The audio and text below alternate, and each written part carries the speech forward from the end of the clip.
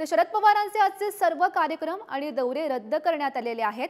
शरद पवार यांची प्रकृती अस्वस्थ असल्याची सध्या माहिती मिळते। शरद पवार यांची आजची कात्रजची सभा सुद्धा रद्द झालेली आहे। महत्त्वाची बातमी आपण पाहतोय।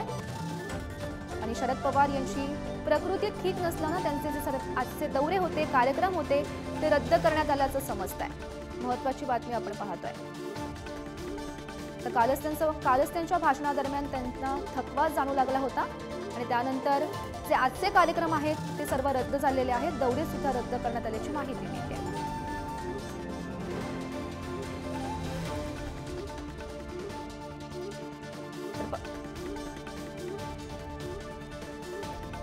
तर या संदर्भात माहिती देत आहेत आमचे प्रतिनिधी ज्ञानेश्वर चौतमल सध्या आपल्यासोबत आहेत।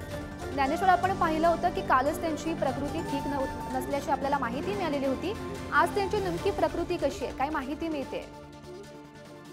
शरद पवार यांची आज पुण्यातल्या कात्रज परिसरामध्ये सभा होणार होती। ती सभा रद्द करण्यात आल्याची माहिती मिळते आहे। कारण काल शरद पवार यांच्या भाषणादरम्यान आवाज बसल्याचं आपण पाहिलं आणि आवाज बसल्यामुळे लागोपाठ ज्या सभा झाल्या, या सभांमुळे जी धावपळ झाली, जी सततची भाषणं झाली, त्यामुळे त्यांचा आवाज बसलेला आहे। आणि त्यामुळे आजची जी कात्रज परिसरामध्ये जी शरद पवार यांची सभा होणार होती किंवा दिवसभरात जे कार्यक्रम भेटीगाठी आयोजित केलेल्या होत्या, त्या सगळ्या भेटीगाठी आणि आजचे कार्यक्रम सभा रद्द करण्यात आलेले आहेत। जोपर्यंत बरं वाटत नाही किंवा आवाज बरा होत नाही तोपर्यंत पुढच्या सभा, पुढचे कार्यक्रम सुरू होणार नाही, अशा पद्धतीची माहिती कार्यालयाकडून दिली जाते। नक्कीच ज्ञानेश्वर, धन्यवाद दिलेल्या या सविस्तर माहितीसाठी।